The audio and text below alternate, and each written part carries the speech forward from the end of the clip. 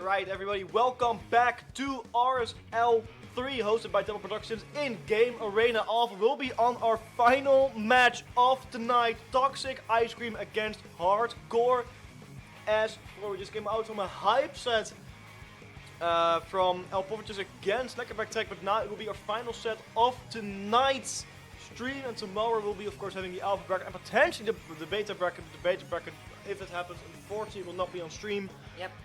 So we'll have the full Alpha bracket on stream tomorrow, but tonight we have one more set left of the two, going for the last.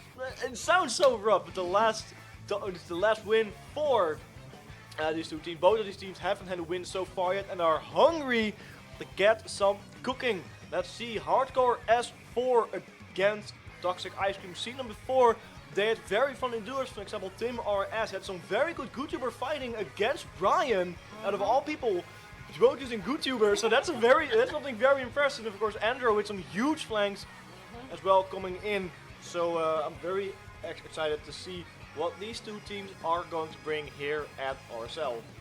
Yep, yes indeed. We have seen some more defensive kind of plays coming out from Toxic Icecream with those two big bubbles and some roller play in there as well. So it'll be interesting to see if they're going to change up that comp or what they're going to bring to this, because it might end up being, I think, another time they had the two splashes but not the crab ones to bring in some ink strikes. Probably not for Rainmaker, but we might see that more in game 2.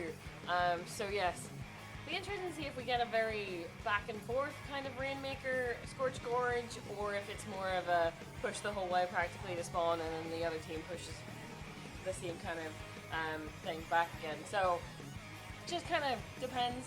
We might be in mid for a whole lot of time. We probably won't. I don't think we're going to be mid a whole lot. I mean, we saw last game, that was in like, it was the spawn of Elpoviches, Lekkerback Trek, Elpoviches, Lekkerback Trek, and it just went back and forth. So I think these teams will do fairly well. We see a blop, blop, blop, blop, blop, blop, blop, blop. That's something I haven't had to say in a little while. Okay. That's impressive, and then also a blaster coming out from Phoenix. So these teams are not scared to bring out the all-ball weapon. Let's see how they're going to go. We saw Blaster, of course, earlier today with Noct is shredding with the thing. I was so scared. I don't like playing as much as Blaster, for sure. I don't like playing as any Blaster, really. Andromeda quickly getting splattered by the NZF. NZF dropping in confidently, but quickly gets met by Rare. That's not really what you want to see in a Rainmaker in the hands of Hardcore S4. Checkpoint 1 has been painted, but they actually can get it on there. Drive Strike from Toxic Icecream will slow it down a little bit, but will it be slowed down enough to stop as two players from Toxic Icecream fall to the ground? And I think with that, Tim RS is pretty safe to get that Rainmaker onto the checkpoint. Yep, yes indeed. This does look like they're going to be able to continue that push. There's already that Zuka coming through. And this does look like they're going to be able to push the whole way to the podium. That was a very, very quick game there. Yeah. I think it took like 1.5 minutes, something like that. Hardcore S4, that was a very strong game. What did I do like earlier? They should have done it earlier. Yep, if we had seen it That's earlier. mean, that's mean. But that's still a very, very strong game from Hardcore S4. Will we see a funny fist bump? No, unfortunately. I still forget that's a feature. Yeah, exactly. You just don't see it. It just It's so doesn't random. happen that often. You just don't get to see it. But yes, that will mean that we are into game 2 with Hardcore S4 taking game 1. But we've also seen earlier today that some teams are very, very good at pushing the objective and mobile objective kind of modes. But when it comes to the splat zones, when it comes to being a bit more stationary, that's where some teams end up faltering a little. So maybe this might be more in the Toxic Icecream's favor, especially with that kind of team comp that they're playing with the tri-strikes and a lot of painty weapons. Could very well. Yeah, I think I agree with that. Yeah, I mean, I think painting the splat zones is naturally a little bit more important, but at the same time, you know, you also need to be able to push forward, and that's something that Hardcore S4 is a little bit better at than Toxic Icecream. But you know, Scorch Gorge is always a special kind of map. I hear a lot of people very much dislike it. Looking at you right now. Yes, it's definitely one of my No, least it's definitely your favorite map. Yeah, oh, look at that. It's just a sign of Barry's favorite map being Rainmaker's Scorch Gorge. Who doesn't love it? But yeah, Splatzone's Museum, like I said earlier, it's a Splatoon 1 map. Flanking is golden here. So I'm really wondering what these teams are going to bring. I think they're about to be ready. Not even stuck in the weapons yet. Come on. Oh, here we go. We're close. We're close. We're getting there. We are Oh, getting there. Was it a bird? I have no idea. There was an interesting noise from somewhere out in the crowd. But who knows? Who knows? But yes, both teams are deciding what they're going to be playing, and we'll be readying up real soon. And we can be getting into the second game here of our final set of the group stages. Yeah, that took a little longer than we really anticipated. It's almost 8. Wow. Yep. Yes, indeed. But we're going to be getting into this. We're going in here. Hardcore S4 against Toxic Ice Cream. Our final match of the night of the people who are watching still here in the venue. Of course, everyone watching on stream. Here we go. We still see the blah blah, but we see a normal E-leader, an unscoped E-leader. I mean, with all the amount of range you have on Museum, I can very much see why it's happening. They're going in deep. They already got a splat onto the Splatzomatic from Toxic Ice Cream. Hardcore S4 getting 2 splats already and control. So make that 3 people down, and they're going for the full wipeout. Can they get in time? No. Not for the match. The late wipeout and a very strong opening push.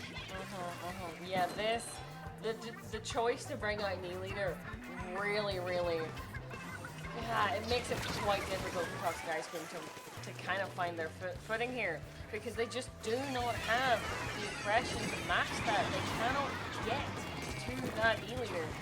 So this is kind of going to need a very strong play here, but we're not seeing that just yet. We don't have very much time for one. No, I don't think we're going to see it either, but of course Toxic Ice Cream now preparing for their own counter push. They have some fresh ready, but unfortunately Enze falls to the ground by Andro on that E-leader. And this is going to be unfortunate, though the zone is almost captured by Toxic Ice Cream with only Andro alive. They might capture it here as they do. Very good triple spread from Toxic Ice Cream. This is what they wanted, this is what they were looking for. Now they have an opening, but they have to capitalize on it. They have to go into the perch and start defending that zone. They have to be more aggressive here. They're kind of holding back. They have to push in a bit further because Animal Eater, they can pick them off one by one. That wave breaker is also ready and deployed. Tri-Strike coming out to support. Ink Rain coming out to help as well. I see Tech on the ground there. Everyone using all their specials. Somehow they got a lot of splats. Toxic Ice Cream and are still going. They still control the zone. Make that past the halfway point. They have to continue holding it though. They lose the Enze, but at the same time the Tri-Starch vote also splatted from Hardcore S4. So it's a very equal ground fight here. Yes, indeed, and they are still working on those points. They are getting very close to taking the lead here. If they're just able to hold this for a bit longer, it seems like they might be able to do it, but it's going back and forth, and that will be lead for Toxic Ice Cream. It does mean that the zone flips back again, but that is what they needed in this fight here. That player does get taken down, but does it with a trade. So that does mean that one less person is on mid there for Hardcore S4. Yeah, that's a very strong lead because it does cost S4 a lot of time to get it back, and those drives are going to help Beta Zone as well. Unfortunately, not neutralize it yet. After Hardcore S4 is very good under the defense. They lost control now. Can they get it back? Andro falling for a bomb. Unfortunately, Felix couldn't capitalize it as I believe Red got the splat there. It's still going back and forth, so neutralize and Hardcore S4. Neutralize Hardcore S4. They're only 1 point off the lead though. Can they get it? It's only Timoraz against Mudu. Can no, unfortunately, a wipeout will prevent Toxic Ice Cream from maintaining the lead as Hardcore S4 clutches it back. But there's still an answer coming in. They can try to neutralize the zone. People are going to jump into them, but unfortunately, a Tri-Strike at the end is going to prevent it as Hardcore S4 gets a 2-0, a very clutchy 2-0 to win the last group stage, ending today's bracket with a very close set again. Yes, indeed. That very much could have gone either way there, but in the end, Hardcore S4 was just able to clutch it out and able to keep that zone until the very end. Very, very well played to both teams, but that will be a 2-0 to Hardcore S4. That's a lot of 2-0s we see. I think every single Group D set was a 2-0. Yep, it was. We never saw a round 3. I think we saw one round 3 today. I saw a couple at the beginning. Look at the beginning. Okay, that was more than one. Yeah. Well, I was building up, I think, at the beginning, so I didn't get the biggest of it. But I think that will be the end of today's Dapple stream, and it will also be the end of today's tournament. If you are watching live, don't forget to tune in tomorrow for the Alpha Bracket. There are going to be some crazy hype sets there. I am super excited to see. And if you're at the venue still, after you had your dinner, you can still go back because it's still open till 3 AM for us to party, hang out, and just have a good time. So see you everyone in a little bit because I'm going to go for some food. And then we'll see everyone on stream here tomorrow. Absolutely. Make sure you tune in. There are going to be some hype sets.